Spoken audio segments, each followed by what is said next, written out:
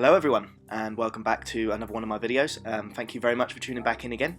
So today we are doing some more FIA races as it is a Saturday and it is time for the Nations Cup. Now this race is around the Nürburgring of all places, which is just such a nightmare to try and control. It's one of those hellish tracks where it's so hard to get everything perfect. Now I know what you're thinking, what is that?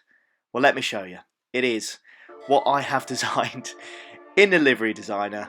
Yeah, it is, well... Oh, it's beautiful. Isn't it just? What a beautiful looking machine. Look at the yellow, look at that. That is such a good colour. Ha! Gay! As usual then, we start at the back, because I've fucked up qualifying once again. It's become a speciality of mine, to be honest with you. I just seemed to crack in qualifying. I was doing really well, and then I got up to this corner here, where we're just about to start, and I smashed into the back of someone. So apologies to them, because it ruined both mine and his qualifying time. So let's get this race underway then, as we nearly wipe out basically the first corner, which is not an ideal start as we get the replay cameras in there. As you can see, all the cars getting ready for the first corner. What people didn't realise is what I found out is that the tyres are very cold. So I braked really early and it's still not quite enough, as I just outbraked myself a little bit as these two go head to head, and this Russian here just goes no. He just absolutely destroys the Portuguese guy, and that's two positions for me right there. So may as well qualify in 16th because we've jumped two positions already. Now ideally I would love to get a podium, but I get the feeling that that's not really going to be possible with the pace that I've kind of showed in qualifying. It was a good enough time to get in the top 10, but it probably wouldn't have been a good enough time to get in, the top 3 if I completed the lap and didn't actually take out the Spaniard in the process. But come around this corner here then, I'm looking at the fuel thinking, what should we do? Do we fuel save? Is it enough to get to the end? Do we have to refuel quite a bit? Do we need to fuel save? This race, the fuel is more important than I expected it to be honest with you. Looking back, I kind of wished I'd saved a bit more and I was a bit earlier on my gear changes. Starting through the race I should say, I was quite aggressive. I wasn't really fuel saving too much as we start fighting here. 5 of us fighting through this bit here, and this is precisely what I mean. I wasn't really fuel saving because I wanted to get past. You can see these three I should say, just smashing each other out of the way. I then touched the guy in the Porsche, and then the Spaniard ahead. It's an 8-second penalty. Now that is very hard. Now I don't know what he did, but I feel like he may have pushed one of the guys off, so maybe that 8-second penalty isn't that harsh at all. As we start the real part of the Nürburgring, because the first part is just a GP circuit. I don't know whether you want to class that as a Nürburgring or the Nürburgring GP. Discuss that as you will.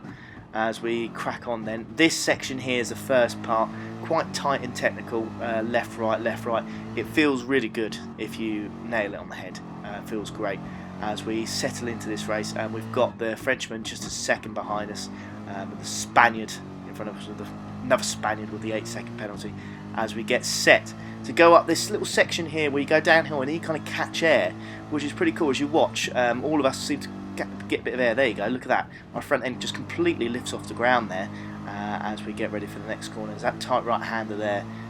Is you very much, do I brake, don't I brake, shall I let go of the accelerator?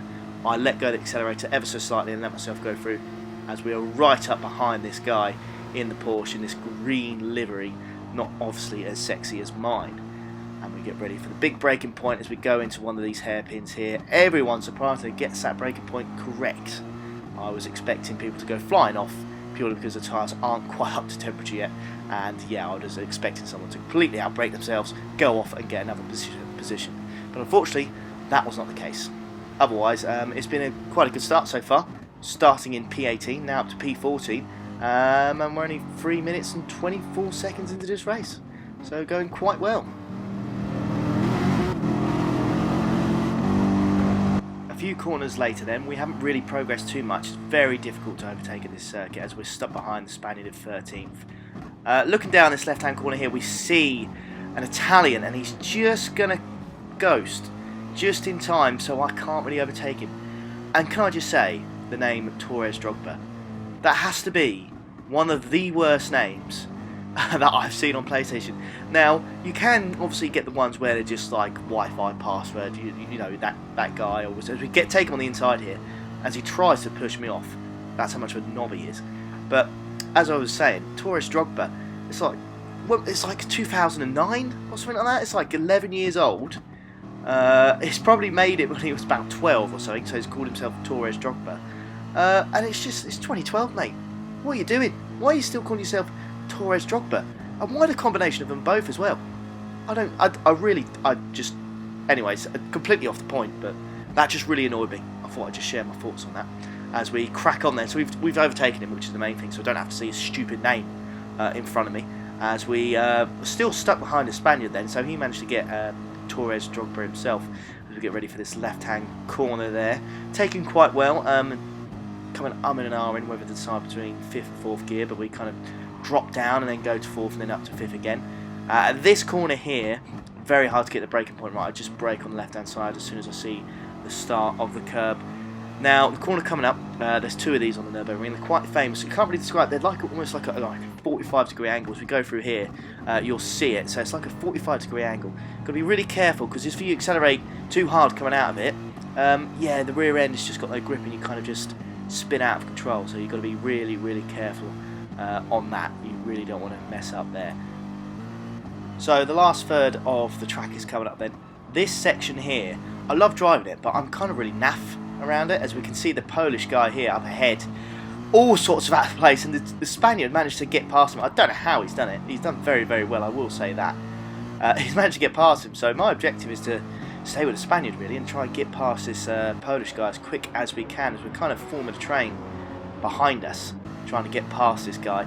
I'm looking at the inside and the outside. I'm just waiting for an opportunity to pounce really, as he seems to be well, he's quite stable, but it just, to me, like, I was just constantly going to the back of him. Just felt like he was going really slow. You could tell, I think, that he was fuel saving quite a bit, as you know, going through the straight sections. It was very, very difficult. As I just give him a slight nudge there, he managed just to say, as he loses the rear end there. that was close. As I'm really starting to get desperate now, and the guy behind me, old Torres Drogba, our pal, the Italian, is also trying to get past me, because he's also getting frustrated the fact that I'm going so slow. So the Spaniard has gone, look, he's absolutely disappeared into the distance. So on the long straight, we're not going to get any slipstream because of this guy, Sir Jesus. I'm not really sure how he wants me to pronounce that. As we get stuck behind him, so go for a move on the inside here. I get it just about done, but he gives me plenty of room, and it causes him to go wide. So because he was so nice to say, look, there you go, mate, I'll let you through. He didn't really think about himself enough, unfortunately, and he's gone wide. He's hit the grass, and he's gone off.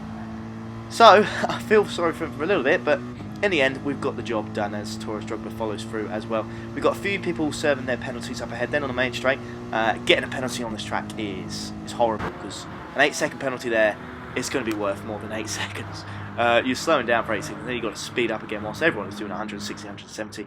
As we get enough slipstream then to overtake the German Audi, very German name, as we overtake him and we get ourselves into the top 10. So first lap, we've made up 8 positions. Cracking. So in the one lap of the famous Nürburgring, 8 positions. Can't moan about that at all, as the fuel indicator comes up and we nearly outbrake ourselves there. Because we are under 1 lap of fuel, I get the feeling I'm going to have to go in the pit, so that's exactly what I do. Strategy-wise, you've got to use the hard tires at some point, but in this race, I've decided to go mediums and hards. Whether that's the best strategy, I don't know. But on this stint here, we will refuel the car completely to make sure that we come around again for our third and final lap. We don't have to fill up fuel, you know, to the absolute limit. We could probably just go to about 60% and then we can be done. Coming out the pits then, it's very tight, as the German is ahead of us, and he's going to go for a move on the Russian in McLaren and the Russian in the Toyota there. I'm in an R in here. The Russian was a bit slow, so I went on the inside and then he kind of barged me through that corner, but he kind of just lets me go. As we look behind us here, yeah, he's let us go, so let's just crack on with the second lap. This lap here, I don't think I'm going to be as cautious on fuel as I was, purely because I know when we pit again, I'll be able to refuel as much as I want to. Really, I do want to spend as little time in there as as possible. So if I find myself in a situation where I could probably just stick behind someone and save some fuel, I will, but only if I find myself in that situation. If I'm by myself, I don't really think I'm going to save too much. I'm just going to crack on and go as fast as I possibly can.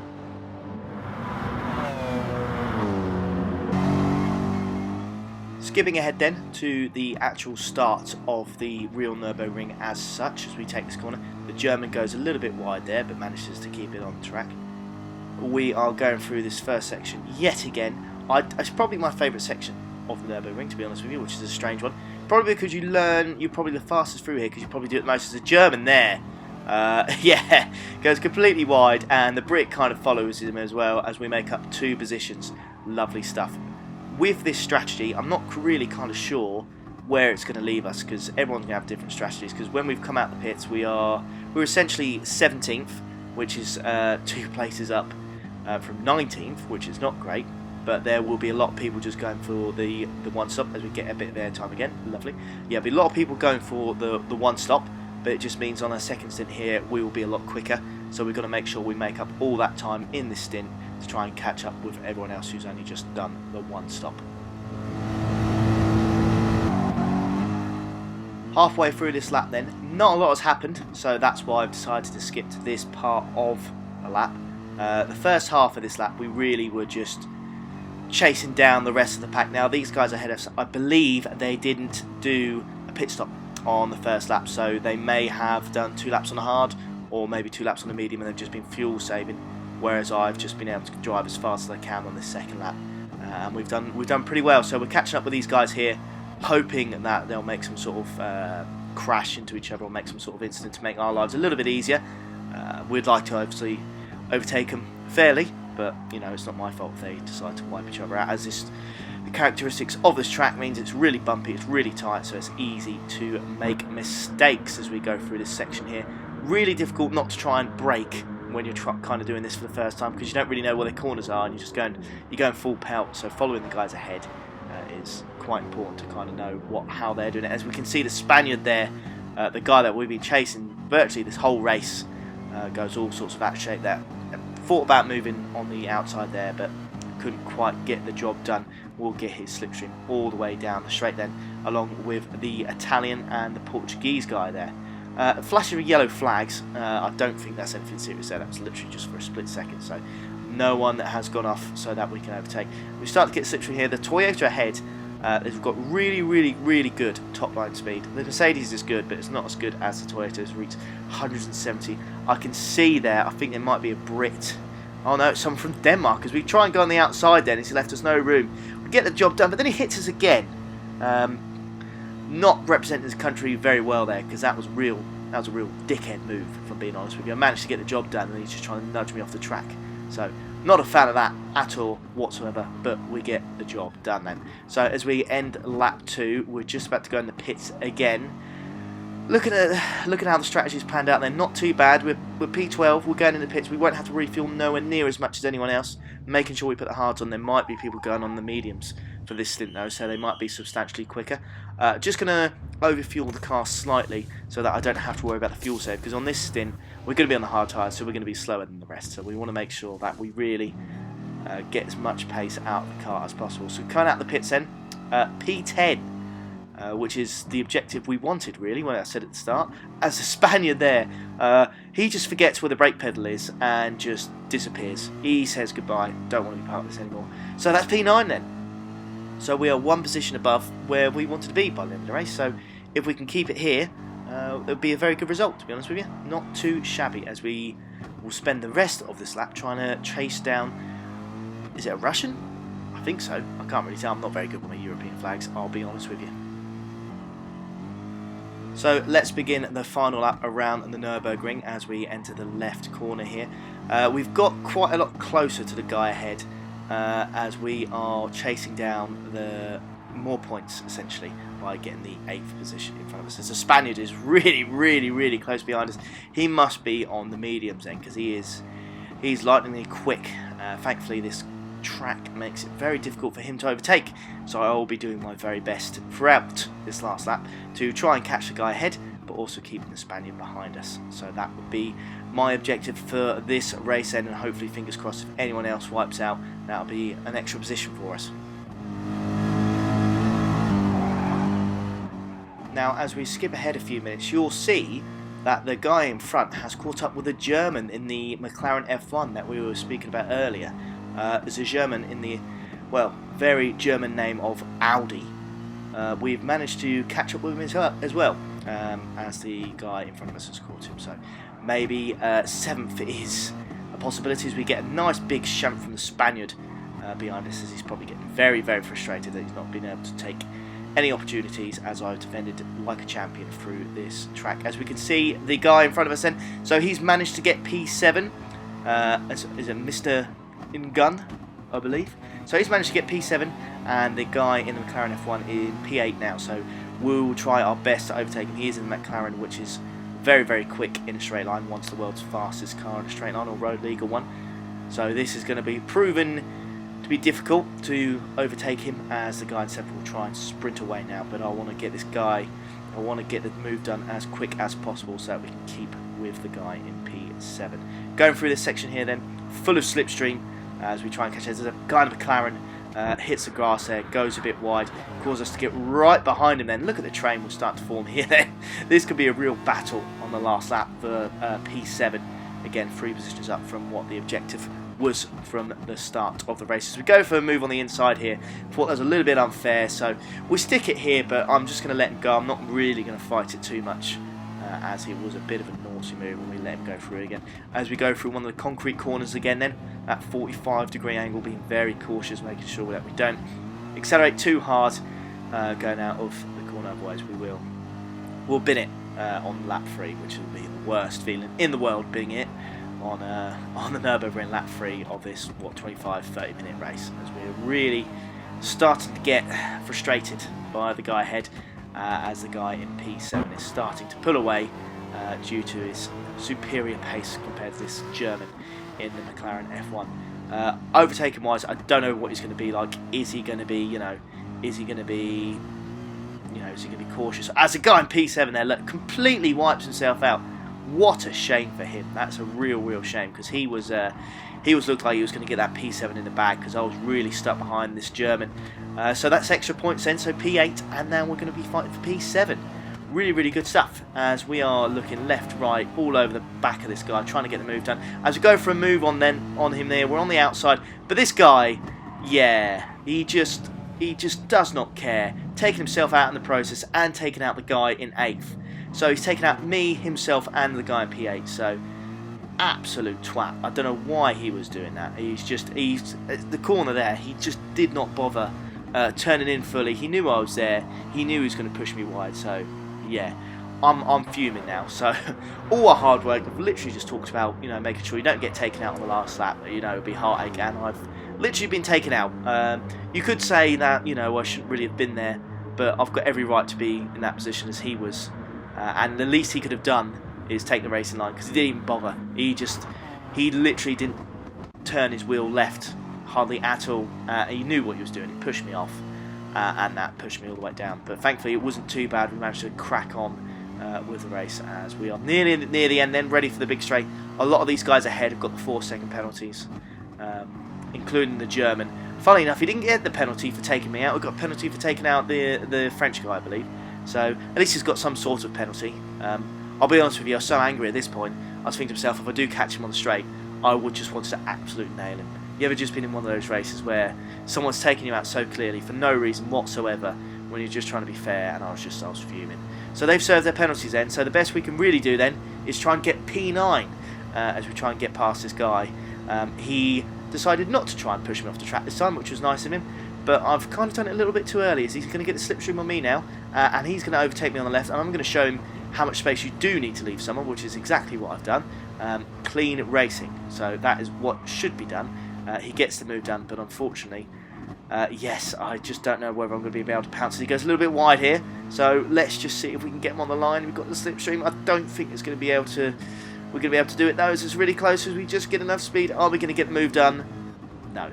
So P10. Can't be too disappointed with that. There is disappointment in my voice, because Obviously, we should have really been like P7, P8 if people weren't arseholes, essentially. But yeah, P10, not too bad considering we started in P18. 10 positions then, 160 points, really not great, but we'll take it for now. Yeah, another race over with. Wasn't too bad, but tell me what you thought in the comments. Please like and subscribe if you like the content. Yeah, thank you very much for watching. Take care.